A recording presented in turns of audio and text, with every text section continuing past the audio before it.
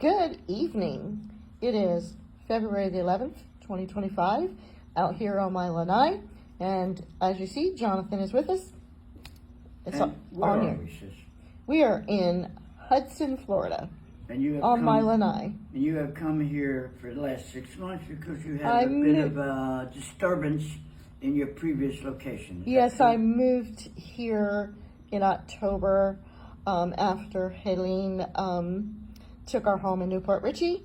But God blessed us with this nice little rental home here in Hudson, Florida. And it's really very nice. But you know, she has a testimony of, hey, you know, God does what He does, and we move on. God's way is best. I learned that today in Good News Club. So today I had the pleasure of doing a presentation in something really unique called the Good News Club in an elementary school in our area, and I think it was well received. Yes. Yes, it was. Kids were very attentive. They loved it. And it just, you could see God just kind of arranging the subject matter. Just, you know, my sister, tell them what you had just presented and how it tied in, segued to. Yes, I normally tell the missionary story.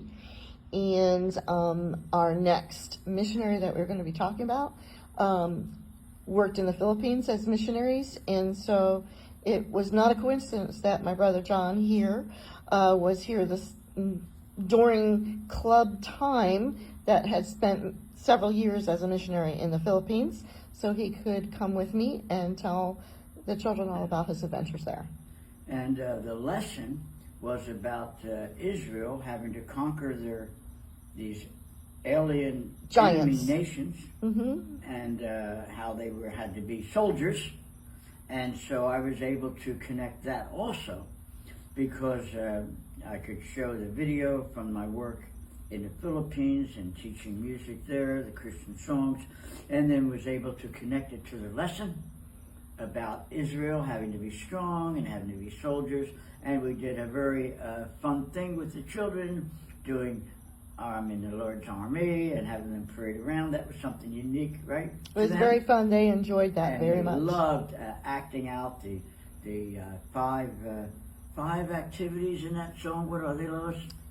Why don't you tell us?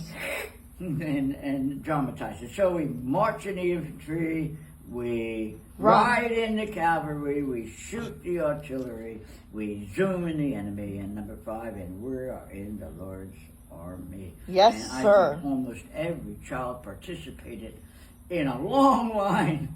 We had about 30-some children there. Going through the line and singing the song and acting out those parts. So God just kind of knit everything together, and it was a very enjoyable time.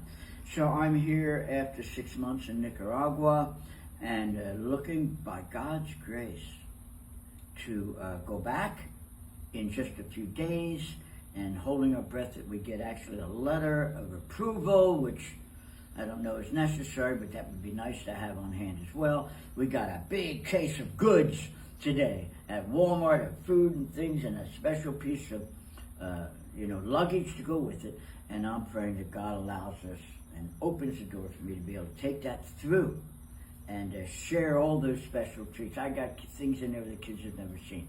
Hershey candy bars and Snickers and things like that. And they're like, what in the world planet did this come from?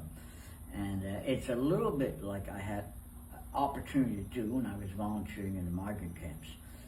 I would go over, I was on the border of the U.S. and Mexico, and I was volunteering, ministering, really sharing the gospel, mostly in music and any way I could, in the migrant camps.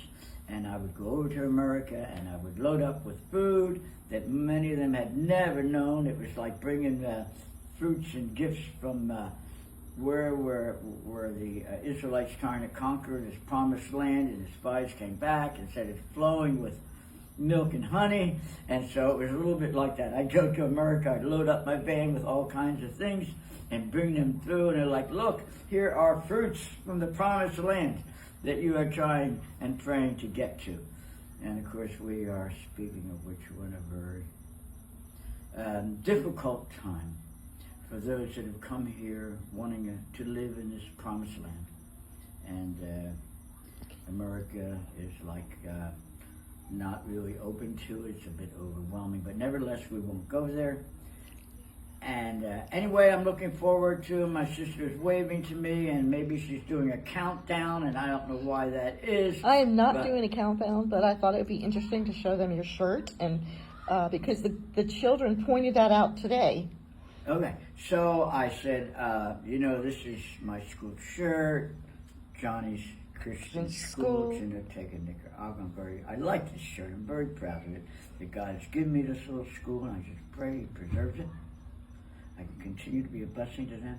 And I said to the kids today, and what's on the back? And a couple of them had noticed it. Yes. And most of them had not, because I had particularly been trying to conceal it a little bit, because I wanted to say, this is what's on the back of it.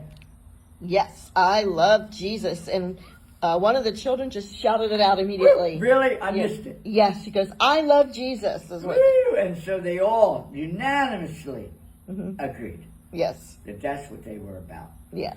So it was really a blessed time. It was. And, I'm going to trust God that if something happens in Nicaragua, which has been shutting down NGOs and whatnot, and if they say, nah, you're one of those missionary types and whatever, that He will open another door.